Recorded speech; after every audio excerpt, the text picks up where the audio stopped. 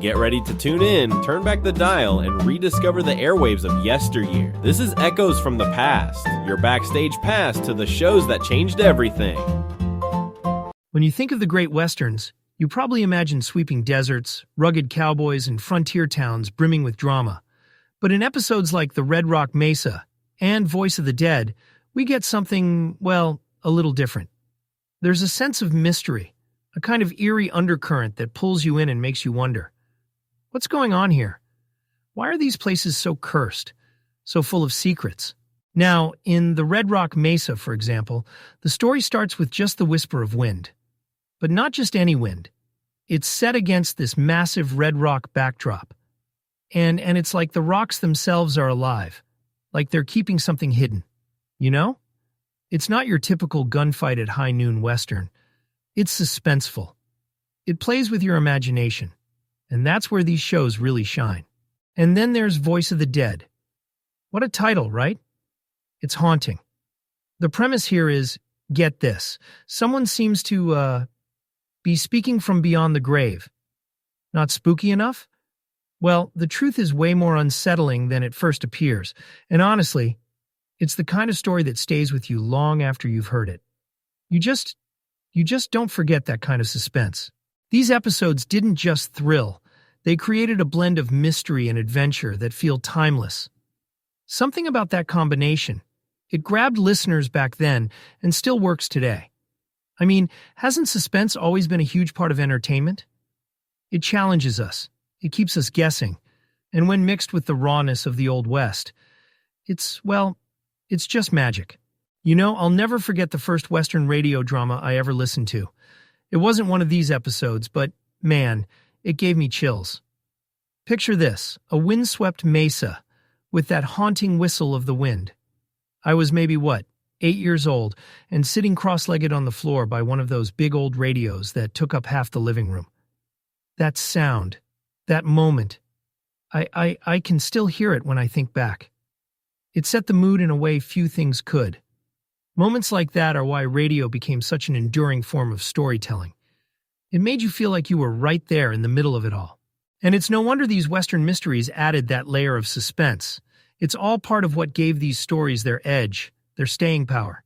The Wild West, it's a place where stakes were high, justice wasn't always clear-cut, and gold fever brought out the best and worst in people.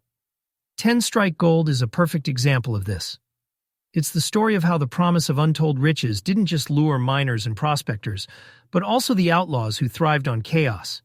It's, one of those episodes where you feel this tension, like everyone's just a heartbeat away from drawing their guns. Now, Hopalong Cassidy always stood as the moral compass, right? He was the guy who, despite the greed and betrayal swirling around him, managed to stick to his principles. In this episode, we get this gold rush standoff. Picture it.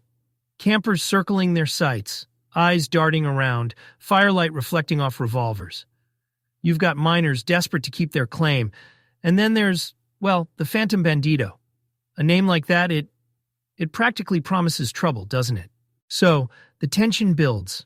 There's this moment, I'm talking right on the edge, when gold, the literal promise of wealth, makes everyone question who they can trust. And the Phantom Bandito, he's not your average bad guy. He's like 2 steps ahead of everyone else, always scheming, leaving Hoppy in one of the toughest moral dilemmas of the show. Do you protect individual freedom while still bringing justice? How do you stay, grounded while greed eats away at everyone around you? And then there's Murder on the Trail. Talk about betrayal. This one's darker in a way that you can't really shake off. It's about how power and greed go hand in hand, but also how they can lead to some pretty chilling outcomes if left unchecked. It's not just a whodunit, it's almost a lesson in how quick Western justice had to be. It's the kind of drama that keeps your pulse racing. I mean, there's no slow build here. It's immediate, it's raw, it grabs you from the first minutes of the show. Both episodes, in their own way, show this classic Western theme: betrayal versus justice, greed versus morality. And honestly, what made Hopalong Cassidy stand out back then, and maybe even now, is that he wasn't just strong or brave. He represented something deeper. Something, I don't know, unwavering. Every choice he made aimed to tip the balance toward fairness and good, no matter how tough things got. That's what really sticks with you, you know? And when it all comes together, the danger of these standoffs, the outlaws like the Phantom Bandito, the constant tug of war between good and evil, it's the reason these stories have stayed legendary for generations. When you think about the westerns of old, it's not just about horses, shootouts, or dusty trails. There's this thread, almost an unspoken rule, woven through so many stories. The Western Code. And The Failure is one of those episodes that shows it so clearly. It's not flashy. It's not about some dramatic victory. Instead, it's about resilience, about what it means to rise, even after you've fallen. In the story, Hopalong Cassidy steps into a situation where a marshal has, well, quite literally, failed. And the thing is, it's not just a failure of duty. It's a failure of belief in himself and the law he's supposed to uphold. But Hoppy, in true fashion, doesn't see it as the end. He shows how the Code of the West isn't about never making mistakes. It's about what you do after. About having, I don't know, the grit to stand back up when everything seems lost. That's what makes it such a standout episode. It's less about the action and more about, well, the heart of a hero. Then there's Renegades of the San Rafael. I mean, come on, even the title just bursts with the kind of frontier energy that made Westerns so irresistible. This one's a classic standoff between loyalty and justice. A renegade group challenges Hopalong Cassidy to balance his role as a protector of the people with the harsh realities of the West. And here's the thing, this isn't just about catching the bad guys. It's about how Hoppy navigates this fine line, staying true to his code while making the hard choices to preserve order. You know, these stories really shaped how we think about heroism. It's not all about bravado or strength. Sometimes being a hero means knowing when to compromise and when to stand firm. I remember talking with a historian once. She specializes in Western media, and she told me how Hopalong Cassidy became this beacon of morality for generations of listeners. He wasn't perfect. He struggled too. But the way he handled those struggles, that's what resonated. It wasn't just about defeating outlaws. It was about living by a code, even when the cost was high. Think about it. These stories aired during times when America was grappling with its own sense of justice, both domestically and on the world stage.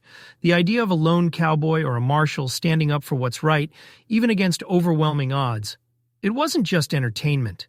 It became aspirational. It reflected how we wanted to see ourselves. Fair, courageous, and willing to fight for the greater good.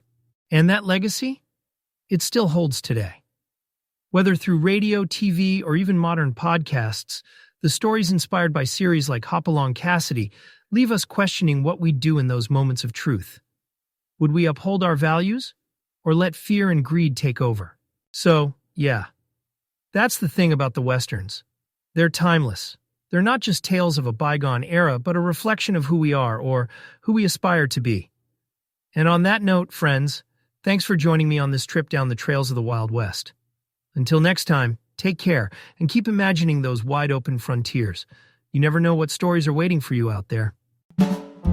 Thank you for joining us on this journey through the airwaves of the past. We hope you've enjoyed exploring the classic radio shows that shaped generations and left a lasting legacy. Be sure to subscribe so you never miss an episode of Echoes from the Past. If you loved today's episode, don't forget to share it with fellow fans of history, storytelling, and vintage radio magic. Until next time, keep your dial set to the golden era and let the echoes of the past remind us of the timeless power of radio.